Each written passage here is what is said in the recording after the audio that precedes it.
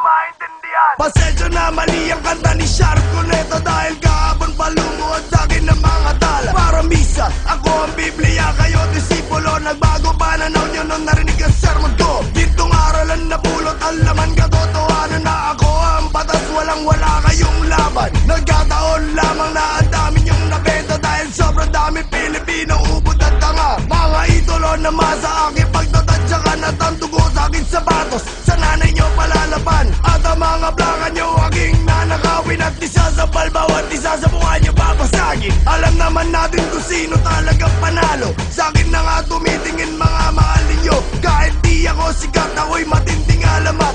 Lahat na nakikita ko walang ibabatbat.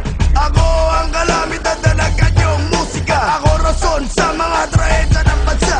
Ako'y nagtabog kaya lumitol sa bagyo. Uminit ulo ko kaya pumutok ang pinatubo. Kaya puro papatarima nyo parang patibot. Aking binibigkas gabi-gabi ninyong pangungot. Salot sa lipunan sa akin nyo sinisigaw, dahil di nyo matanggap na ako ang mas nalimaw. Lahat kayo papanaw, tikman nakit sakal. Sobrang higpit ng hawak hanggang ulo'y matanggal. Kahit gaano pa kayo magit sa'yo, di nyo ko kaya. Na parang mga baog na di magkakabata. Kaya tandaan ninyo, pangalan ko'y patas. Di kayo mananalo, hawak ko 5 alas.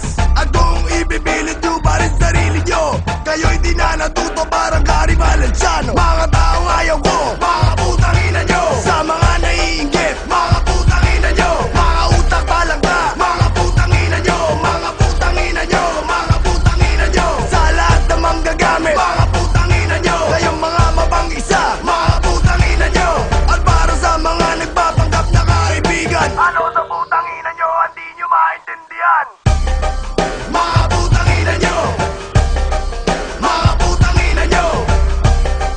Mga putang ina nyo, mga putang ina nyo. Mga putang ina nyo, mga putang ina nyo. Mga putang ina nyo, mga putang ina nyo. Mga putang ina nyo, mga putang ina nyo. Mga putang ina nyo, mga putang ina nyo. Mga putang ina nyo, mga putang ina nyo. Mga putang ina nyo, mga putang ina nyo. Mga putang ina nyo, mga putang ina nyo. Mga putang ina nyo, mga putang ina nyo.